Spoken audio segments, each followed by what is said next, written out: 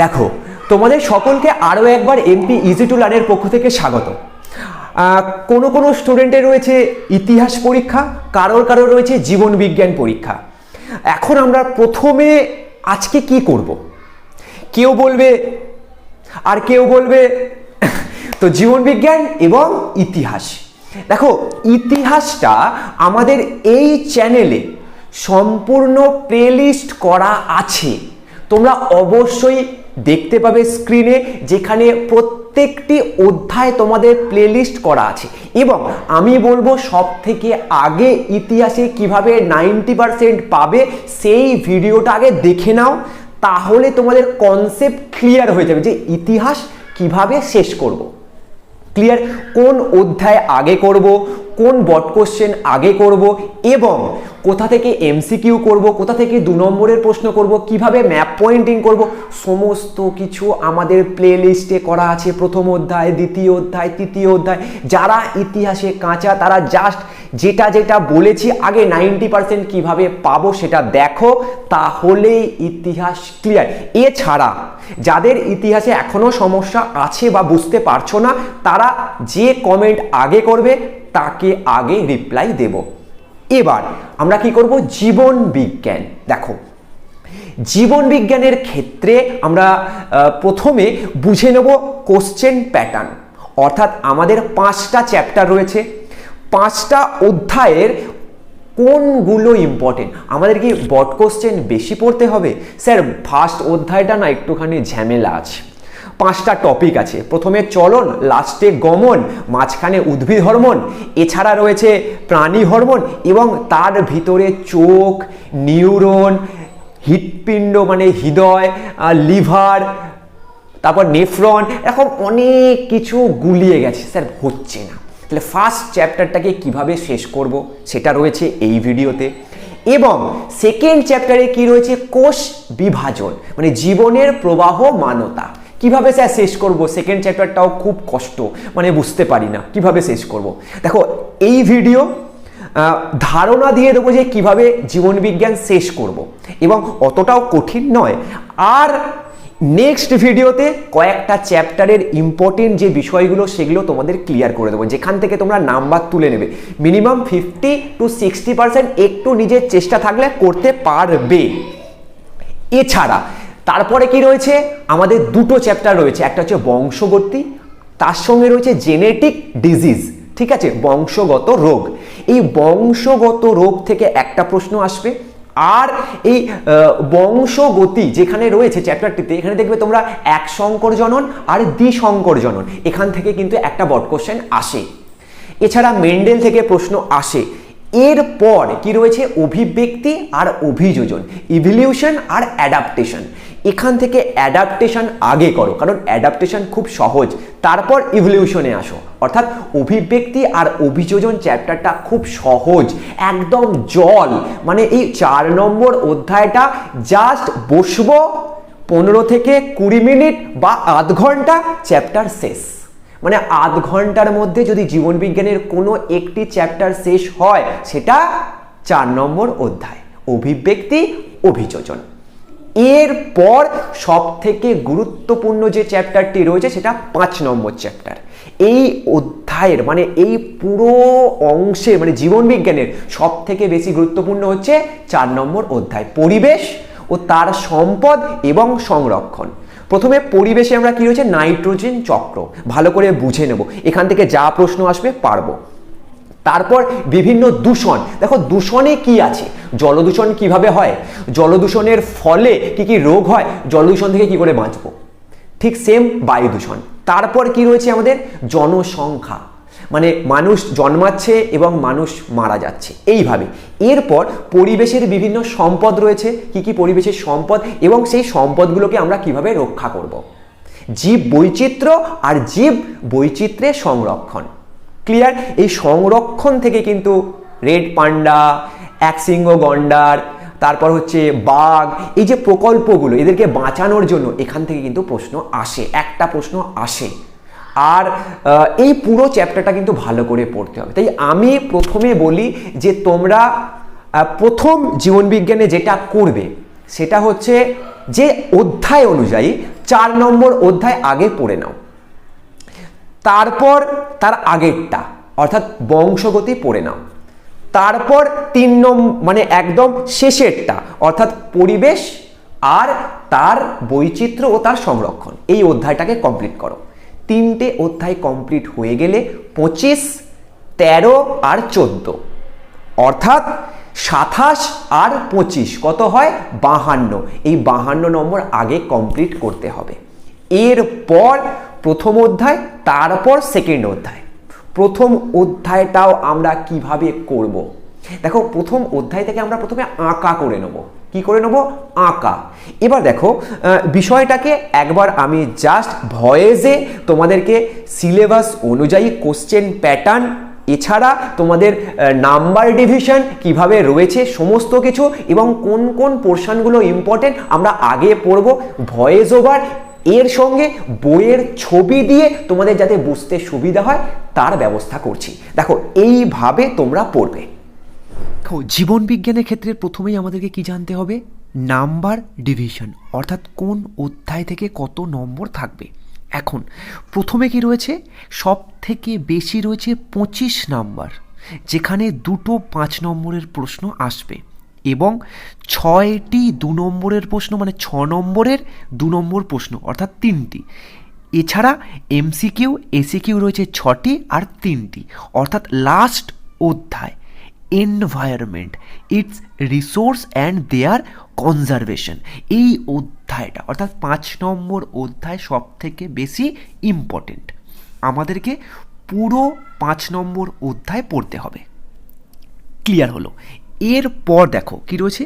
Evolution and adaptation, অভিব্যক্তি আর অভিযোজন। এখান থেকে একটা 5 নম্বরের প্রশ্ন আসবে এবং টোটাল 14 নম্বর থাকছে। এখান থেকে আমাদের 14তে 12 বা 13 পেতেই হবে। তাই জন্য অভিব্যক্তি আর অভিযোজন সব থেকে গুরুত্বপূর্ণ অধ্যায়। এই অধ্যায়টা সব থেকে সহজ, তাই এখান থেকে 14তে পারলে 14ই তুলতে হবে। ক্লিয়ার? এরপর কি রয়েছে? Heredity and some common genetic disease, অর্থাৎ বংশগতি আর বংশগত রোগ। ক্লিয়ার? এখান থেকে থাকবে 13 নম্বর। এখান থেকে একটা দ্বিসংকর জননের চেকার বোর্ড বা একসংকর জননের চেকার বোর্ড এখান থেকে কিন্তু আসে, তাই 5 নম্বরের প্রশ্ন এখান থেকে আমরা কমন পাবো। যদি আগের বছর একসংকর আসে তাহলে এবছর দ্বিসংকর, যদি আগের বছর দ্বিসংকর আসে তাহলে এবছর একসংকর। 9 গিনিপিগ আর 9 আমাদের যেটা রয়েছে মটরশুঁটি। ক্লিয়ার? তো গিনিপিগ নিয়ে তোমরা চেষ্টা করবে করার। এরপর দেখো কি রয়েছে?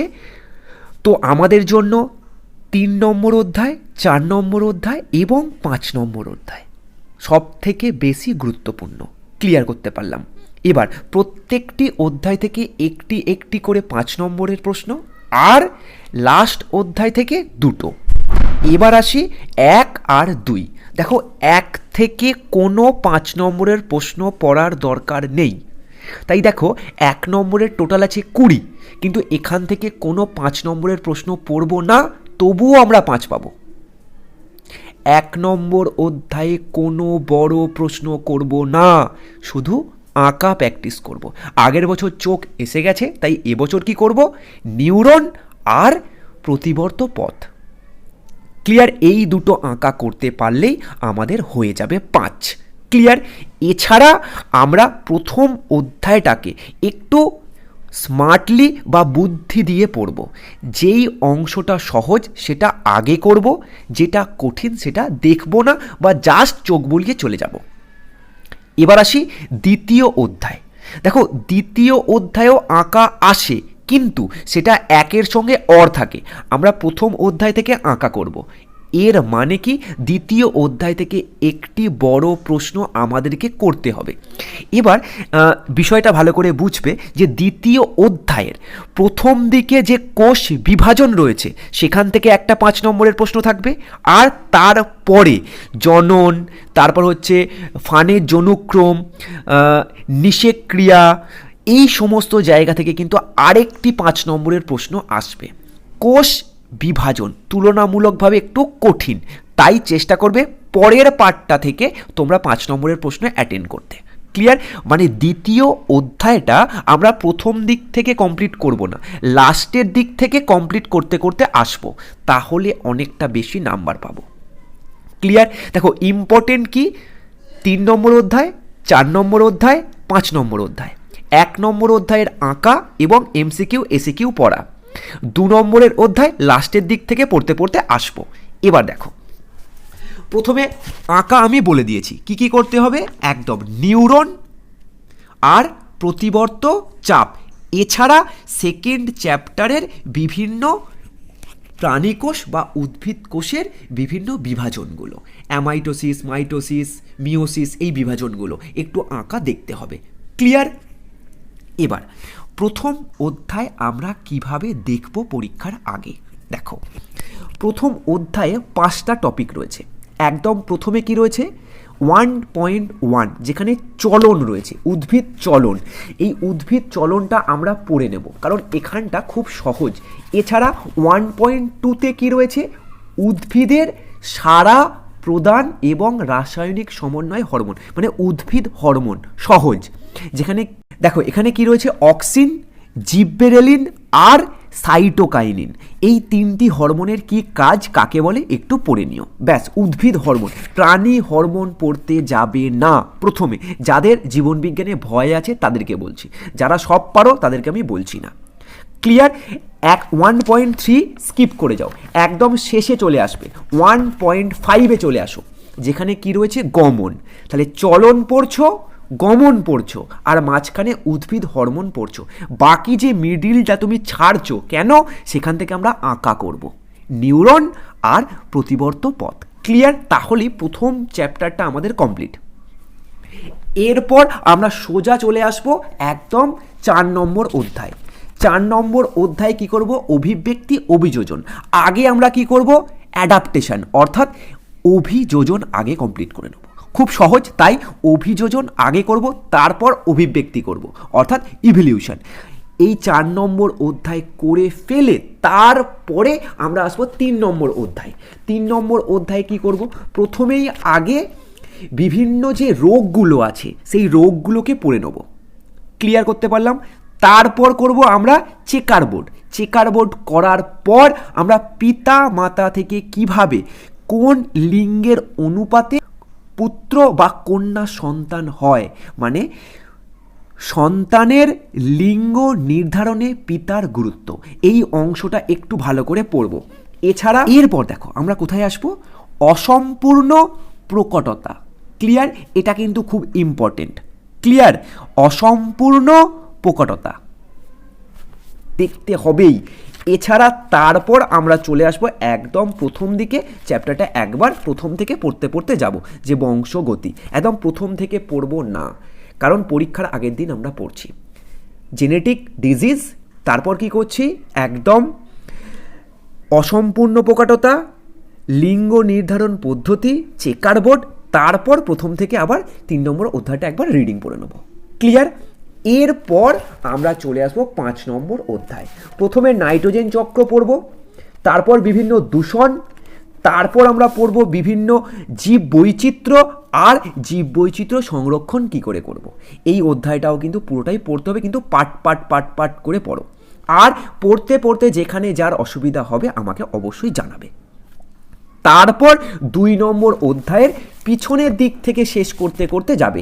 পিছনের দিক থেকে শেষ করতে করতে যাব মানে কি স্যার, একদম 2 নম্বর শেষে চলে আসবে বৃদ্ধি ও বিকাশ। এই বৃদ্ধি ও বিকাশ আগে পড়বে কারণ সহজ। তারপর চলে আসবে একদম এখানে পরাগযোগ বা নিষেক ও নতুন উদ্ভিদ গঠন কিভাবে হয়। তারপর চলে আসবে এখানে ফানের যৌনুক্রম, তারপর সপুষ্পক উদ্ভিদের যৌন জনন। এইভাবে পিছন দিক থেকে এই অধ্যায়টাকে কমপ্লিট করতে করতে যাবে। আর জনন, যদি কারোর কোষ বিভাজনে অসুবিধা হয় তাহলে শুধু আঁকাগুলো দেখে চলে যাবে। দেখো জীবনবিজ্ঞানের সব থেকে টাফ যে অংশটা রয়েছে সেটা প্রথম অধ্যায়ের মিডিলটা, যেখানে প্রাণী হরমোন, নিউরন, মস্তিষ্ক, চোখ, এই সমস্ত জিনিস রয়েছে। আর দ্বিতীয় অধ্যায়ের প্রথম অংশটা অর্থাৎ কোষ বিভাজন, এই দুটো অংশ তোমরা বাকি রেখে বাকি সমস্তটা চোখ বুলিয়ে যেতে পারো, তাহলেই তোমরা ভালো মার্কস পেয়ে যাবে। যারা জীবনবিজ্ঞানকে নিয়ে ভয় পাচ্ছ, আগে আঁকা, অভিযোজন অভিব্যক্তি, বংশগতি ও জেনেটিক ডিজিজ হয়ে গেল, তারপর লাস্ট অধ্যায় করব, তারপর সেকেন্ড অধ্যায় পিছন দিক থেকে করতে করতে আসব, এবং ফার্স্ট অধ্যায়ে চলন, গমন আর উদ্ভিদ হরমোন। ব্যাস এতটুকু আমরা যদি করতে পারি তাহলেই কিন্তু নাম্বার হয়ে যাবে। আর যাদের আগে থেকে পড়া আছে তোমরা এইভাবেই রিভাইজ করো বিষয়টাকে। আর বাকি যেটুকু পড়ে থাকছে সেটা যদি কারোর পড়া না থাকে আগে থেকে, তাহলে পড়তে যেও না। এছাড়া তোমাদের সমস্যা থাকলে সেটা জানাও।